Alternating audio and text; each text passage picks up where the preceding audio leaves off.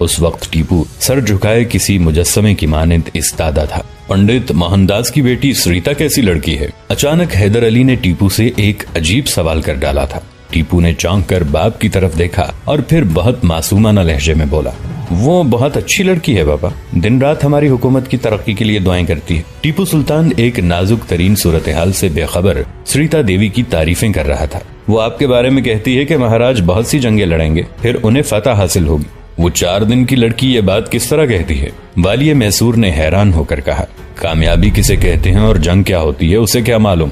بابا وہ ستاروں کا علم جانتی ہے۔ ٹیپو سلطان ہر چیز سے بے نیاز اس لڑکی کی باتیں کر رہا تھا جسے حیدر علی نے ایک خوفناک طوفان سے تشبیہ دی تھی۔ اسے یہ علم اس کے باپ نے سکھایا ہے۔ سریتا نے کئی بار میرا ہاتھ دیکھ کر مجھے بھی بتایا تھا کہ میں اپنے دشمنوں سے ہوشیار رہوں۔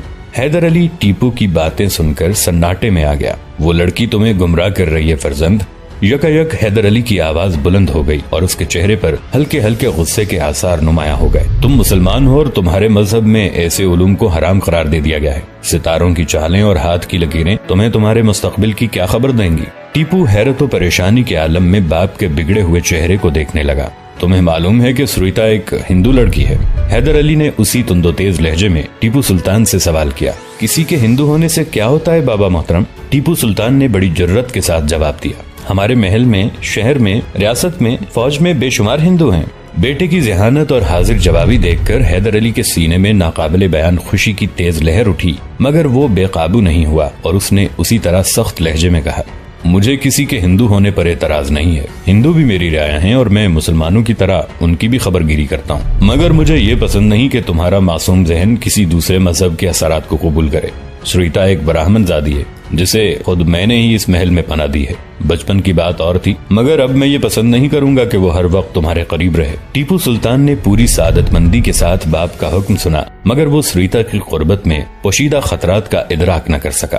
میرے محبوب بیٹے، جوش جذبات میں حیدر علی کرسی سے اٹھ کھڑا ہوا اور ٹیپو کے قریب پہنچ کر بڑی شفقت سے اس کے کاندھے پر ہاتھ رکھ دیا۔ میری ایک بات ہمیشہ یاد رکھنا کہ بڑے بڑے مردان شجاع کو عورتوں کی قربت نے تباہ کر دیا ہے۔ تم لاکھ سچے صحیح، لیکن میرا یہ حکم ذہن نشین کر لو کہ محل کی کوئی کنیز اور خاندان کی کوئی لڑکی تمہارے قریب نہیں آئے گی۔ تم اس پیغمبر صلی اللہ علیہ وآلہ وسلم کی امت میں ہو جس کی حیا اور پاکیزگی پر قیامت تک سارا عالم گواہی دیتا رہے گا۔ تم نسبی اعتبار سے ایک سپاہی زادے ہو۔ گردش وقت کے زیر اثر تمہارا باپ کتاب کو نہ چھو سکا اور ان پڑھ رہ گیا۔ اب میں تمہیں علم کی قبا پہنا کر اپنی جہالت کا داغ مٹانا چاہتا ہوں۔ اس لیے کتاب تمہاری عروس ہے اور تلوار تمہاری محبوب، اس کے سوا کچھ نہیں، کچھ بھی نہیں۔ یہ کہتے کہتے حیدر علی کی آنکھوں میں نمی جھلکنے لگی تھی۔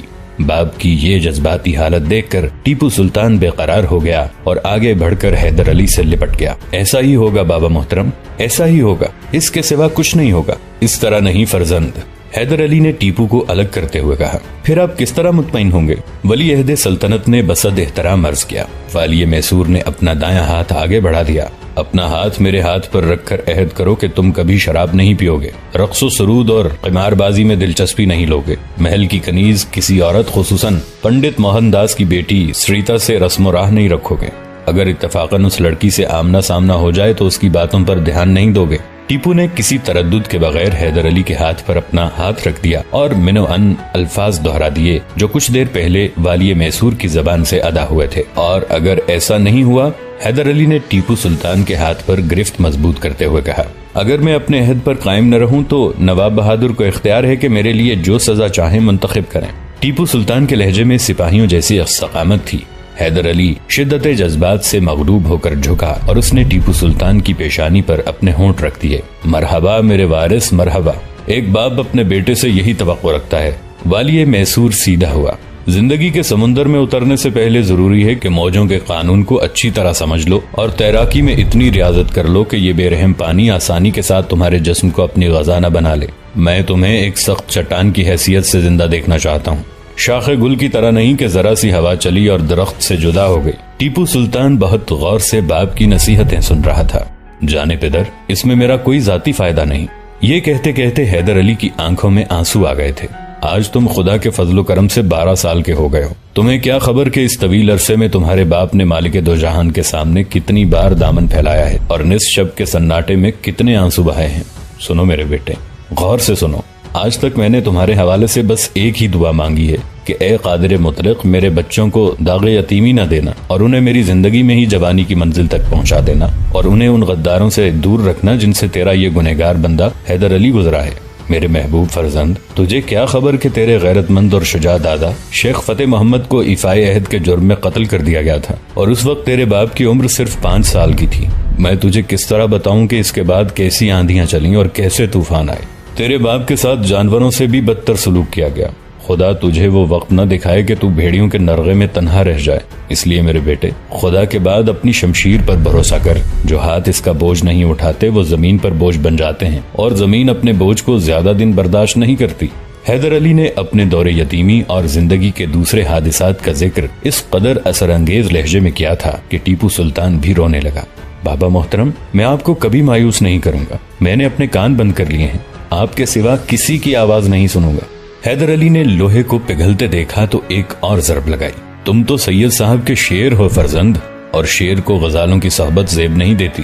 اپنے جاہ و جلال کی حفاظت کرو، ورنہ گیدڑوں کے یہ غول تمہیں تماشا بنا کر رکھ دیں گے۔ اس کے بعد حیدر علی نے فوجی چھاونی میں ٹیپو کی مستقل رہائش کا انتظام کر دیا تھا۔ ولی عہد سلطنت کی تمام کتابیں اس طویل و عریض کمرے میں منتقل کر دی گئی تھیں، جہاں سونے کے لیے پتھر کا سخت فرش تھا اور دیکھنے کے لیے مختلف آرات حرب و ضرب تھے، جنہیں جا بجا دیواروں پر آویزاں کر دیا گیا تھا۔ ٹیپو الصبح بیدار ہوتا، فجر کی نماز ادا کرتا اور سید صاحب کی درسگاہ چلا جاتا۔ دوپہر کے قریب فوجی چھاونی واپس آتا، کھانا کھا کر تھوڑی دیر آرام کرتا، پھر نماز ظہر کے بعد مغرب تک جنگی مشقوں میں مصروف رہتا۔ رات گئے تک نامور مسلمان سپہ سالاروں کے حالات زندگی اور جنگی منصوبوں کا مطالعہ کرتا، پھر تھک کر اسی فرش پر سو جاتا۔ حیدر علی نے ٹیپو کی پشت کے نیچے سے ریشمی بستر کھینچ لیا اور اب ولی عہد سلطنت ایک جفاکش سپاہی کی طرح زندگی بسر کر رہا تھا۔ کبھی کبھی والی میسور نصف شب کے قریب اچانک فوجی چھاونی پہنچ کر ٹیپو کو پتھر کے فرش پر سوتے ہوئے دیکھتا اور اس کے ہونٹوں پر ایک عجیب سی مسکراہٹ ابھر آتی۔ پھر دبے قدموں چلتا ہوا بیٹے کے قریب پہنچتا اور جھک کر ٹیپو کی پیشانی کا بوسہ لیتا۔ رخصت ہوتے وقت بڑی رازداری کے ساتھ شجاعت خان سے پوچھتا، ٹیپو نے اس تبدیلی کو جبرن قبول کیا ہے یا خوشی سے؟ میں نے اپنی زندگی میں کسی دوسرے بیٹے کو شہزادے سے زیادہ سعادت مند نہیں پایا۔ شجاعت خان کی آواز پر جذبات کا غلبہ ہوتا اور چہرے سے عجیب سی خوشی جھلک رہی ہوتی۔ تو مجھے خوش کرنے کے لیے ٹیپو کی کسی کمزوری کو چھپا تو نہیں رہا ہے شجاعت خان؟ حیدر علی اپنے نائب سپہ سالار سے سخت لہجے میں مخاطب ہوتا۔ سرکار خوب جانتے ہیں کہ اس زبان کو کبھی جھوٹ سے نسبت نہیں رہی۔ شجاعت خان بے جھجک ہو کر جواب دیتا، جو کہہ دیا سو کہہ دیا، مجھے خبر ہے، پھر بھی تیری محبت کے انداز سے ڈرتا رہتا ہوں۔ یک بیک حیدر علی کی آواز مدھم ہو جاتی، تو ٹیپو کو بچانے کے لیے اپنی جان بھی دے سکتا ہے۔ حیدر علی نے شجاعت خان کی جس محبت کا حوالہ دیا تھا وہ ایک مثالی محبت تھی۔ شجاعت خان نے بس زینت جہان سے عشق کیا تھا، اور جب زینت جہاں بوڑھے امراؤ خان کی دلہن بن کر چلی گئی تو شجاعت خان نے اس آگ کو سینے کی گہرائیوں میں دفن کر دیا، مگر وہ آگ سلگتی ہی رہتی تھی۔ پھر ٹیپو پیدا ہوا تو محبت کا شعلہ دوبارہ بھڑکا، مگر اس بار عشق کا انداز مختلف تھا۔ شجاعت خان نے اپنی زندگی ٹیپو کے لیے وقف کر دی تھی۔ اگر ٹیپو اس سے نذرانہ جان طلب کرتا تو شجاعت خان ہنستے ہنستے اپنے خون کا آخری قطرہ تک نچوڑ دیتا۔ بے شمار مواقع آئے جب اس کی طرف خوبصورت عورتیں متوجہ ہوئیں۔ بڑے بڑے گھرانوں کے لوگوں نے اس سے اپنی لڑکیوں کا رشتہ کرنا چاہا، مگر شجاعت خان نے اس قسم کی باتوں کو کبھی لائق التفات نہیں سمجھا۔ خود حیدر علی نے کئی بار اس پر زور دیتے ہوئے کہا، شجاعت خان، مجھ سے تیری ویران زندگی اور سونا گھر نہیں دیکھا جاتا۔ شجاعت خان پوری توانائی کے ساتھ مسکرانے لگتا، سرکار، میری زندگی ویران کہاں ہے؟ وہ ہر وقت تو میرے ساتھ رہتی ہے، اور آپ اس گھر کو ویران کہتے ہیں جہاں دن رات یادوں کا جشن برپا رہتا ہے۔ حیدر علی جانتا تھا کہ شجاعت خان نے ہونٹوں پر تبسم سجا لیا ہے، مگر اس کے دل کے زخم رستے ہی رہتے ہیں۔ تو شادی کر لے شجاعت خان، میں تیرے گھر کو آباد دیکھنا چاہتا ہوں۔ نہیں سرکار، ایسا حکم نہ دیجیے جس پر مجھ سے عمل نہ ہو سکے۔ یکا یک شجاعت خان سنجیدہ ہو جاتا، میں نے سر آپ کے نام کر دیا ہے، مگر دل کسی اور کی ملکیت ہے، اور مجھ سے یہ بددیانتی نہیں ہوگی۔ اس رات فوجی چھاونی میں بھی حیدر علی نے شجاعت خان کی اسی محبت کے حوالے سے ٹیپو کا ذکر چھیڑا تھا۔ ہاں سرکار، مجھے شہزادے سے عشق تو ہے اور میں ان پر جان بھی دے سکتا ہوں، شجاعت خان نے انتہائی پرجوش لہجے میں کہا، مگر میرا عشق تخریب کار نہیں ہے، میں شہزادے کو بگڑنے نہیں دوں گا۔ خاکم بدہن، اگر وہ بگڑے تو شجاعت خان یہاں نہیں ہوگا۔ حیدر علی مطمئن ہو کر محل میں واپس چلا گیا، مگر فاطمہ بیگم والی میسور کے اس فیصلے سے مطمئن نہیں تھی۔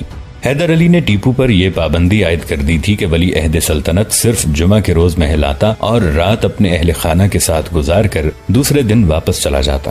آپ نے صرف ایک شک اور وہم کی بنیاد پر ٹیپو کو مجھ سے جدا کر دیا۔ فاطمہ بیگم نے انتہائی رقت آمیز لہجے میں شوہر کے اس فیصلے کے خلاف احتجاج کرتے ہوئے کہا، آپ کچھ بھی سمجھیں مگر یہ حقیقت ہے کہ اب ٹیپو کے لوریاں سننے کے دن نہیں رہے۔ حیدر علی کا لہجہ جذبات سے یکسر آری تھا۔ میں نے وقت سے پہلے اس کے دل و دماغ پر جنگی فضا مسلط کر دی ہے کہ جلد یا بدیر اسے دشمن کے مقابل سفارا ہونا ہے۔ برائے کرم ٹیپو کے سر سے اپنی جذباتی محبت کا آنچل ہٹا لیجئے اور اسے فولاد خود پہننے دیجئے، ورنہ وہ مڑ مڑ کر آپ کی طرف دیکھتا رہے گا اور دشمن اس کی اس کمزوری سے فائدہ اٹھاتے رہیں گے۔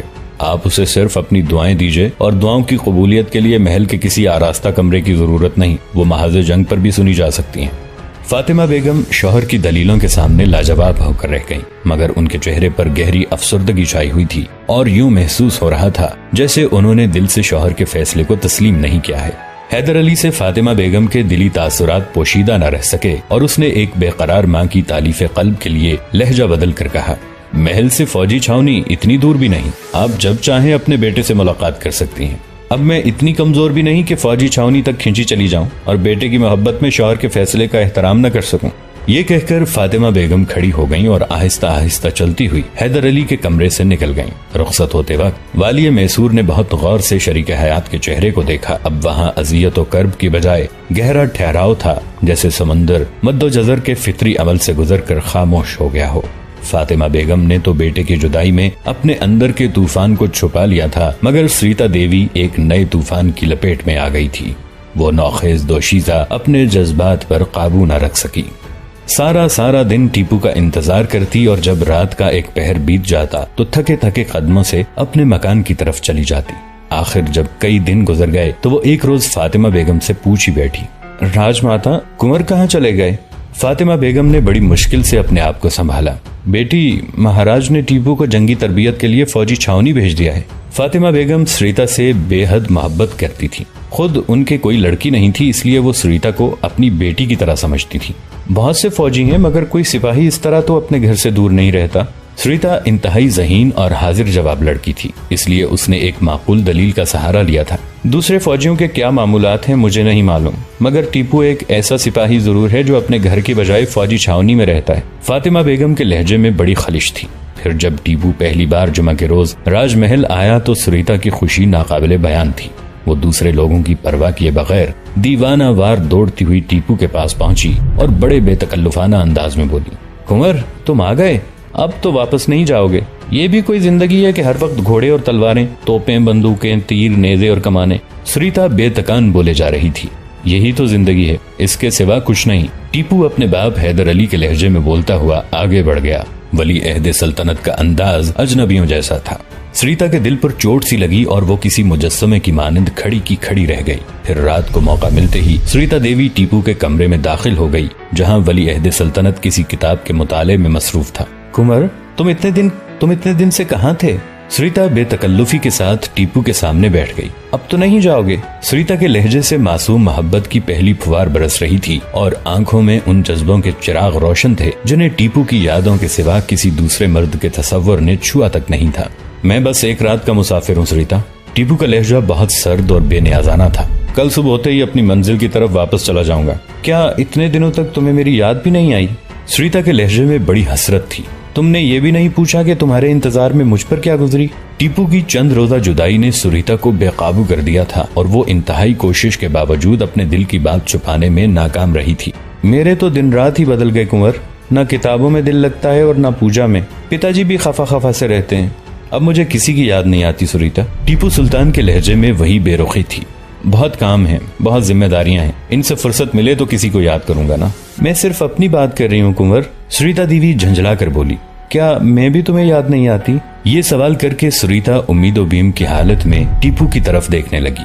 اس کے ہونٹ کھلے ہوئے تھے، آنکھوں میں عجیب سے رنگ ابھر کر ڈوب رہے تھے اور سانسیں رکی رکی سی محسوس ہو رہی تھیں۔ برہمن زادی کو یقین تھا کہ ولی عہد سلطنت اس کی ذاتی حیثیت کو کسی بھی حالت میں نظر انداز نہیں کر سکتا، مگر جب ٹیپو کے لبوں کو جنبش ہوئی تو سریتا کی خوبصورت آنکھیں پتھرا کر رہ گئیں اور اس کے دلکش چہرے پر خاک اڑنے لگی۔ مجھے تم بھی یاد نہیں آتی سریتا، ٹیپو نے بڑی معصومیت اور بے باکی کے ساتھ جواب دیا۔ اس کے لہجے میں کوئی تکلف یا بناوٹ نہیں تھی۔ مگر میں تو تمہاری یادوں کے بغیر ایک سانس بھی نہیں لے سکتی۔ آخر سریتا نے کھلے لفظوں میں اپنی محبت کا اظہار کر دیا۔ ایک تو ٹیپو کا لڑکپن، دوسرے فطرت کا خاص رجحان، اور تیسرے حیدر علی کا طویل نصیحت نامہ۔ غرض یہی وہ عوامل تھے کہ جن کے زیر اثر رہ کر ٹیپو یہ سمجھ ہی نہیں سکا کہ سامنے بیٹھی ہوئی ایک خوبصورت ترین لڑکی نے اپنا نذرانہ دل اس کے قدموں پر رکھ دیا ہے۔ بس اب تم جاؤ۔ یکایک ٹیپو کے چہرے پر بیزاری کے آثار نمایاں ہو گئے تھے۔ مجھے اپنا سبق یاد کرنا ہے۔ اگر کل صحیح جواب نہ دے سکا تو سید صاحب بہت سزا دیں گے۔ اور میرے سبق کا کیا ہوگا کنور؟ میں تو سب کچھ بھول گئی۔ ٹیپو کی بے حسی دیکھ کر سریتا رونے لگی تھی۔ اگرچہ ٹیپو والی میسور کے حکم پر سختی سے عمل کر رہا تھا، لیکن مزاجن وہ اتنا سخت نہیں تھا کہ ایک لڑکی کے آنسوؤں کا اثر ہی نہ لیتا۔ سریتا کے دھواں دھواں چہرے اور سرخ آنکھوں نے اسے بے قرار کر دیا تھا۔ آخر اس میں میرا کیا قصور ہے؟ میں نے تو تمہیں کوئی دکھ نہیں دیا، پھر تم کیوں روتی ہو؟ ٹیپو کی وہی معصومیت برقرار تھی۔ تم مجھ سے اتنا دور کیوں چلے گئے کنور؟ شدت جذبات کے سبب سریتا کی آواز گھٹی گھٹی تھی اور لفظ بمشکل اس کے ہونٹوں کی قید سے آزاد ہو رہے تھے۔ تمہیں دیکھے بغیر میں ایک دن بھی نہیں رہ سکتی۔ عورت اور مرد ساتھ ساتھ نہیں رہ سکتے۔ سریتا سے پیچھا چھڑانے کے لیے ٹیپو نے ایک ایسی بات کہہ دی تھی جس کا حقیقی مفہوم وہ خود بھی نہیں جانتا تھا۔ کیوں نہیں رہ سکتے؟ سریتا بحث پر اتر آئی۔ راج محل میں کتنی ہی عورتیں مردوں کے ساتھ رہتی ہیں، میں کچھ نہیں جانتا۔ ٹیپو ایک بار پھر سریتا کی موجودگی سے بیزار نظر آنے لگا تھا۔ بابا محترم کا یہی حکم ہے۔ حیدر علی کے روب و جلال کا یہ عالم تھا کہ اس کا نام سن کر بھی لوگوں کی سانسوں کا توازن بگڑ جاتا تھا، مگر سریتا کے جذبوں کی سرکشی نے والی میسور کے حکم کا بھی کوئی تاثر قبول نہیں کیا تھا۔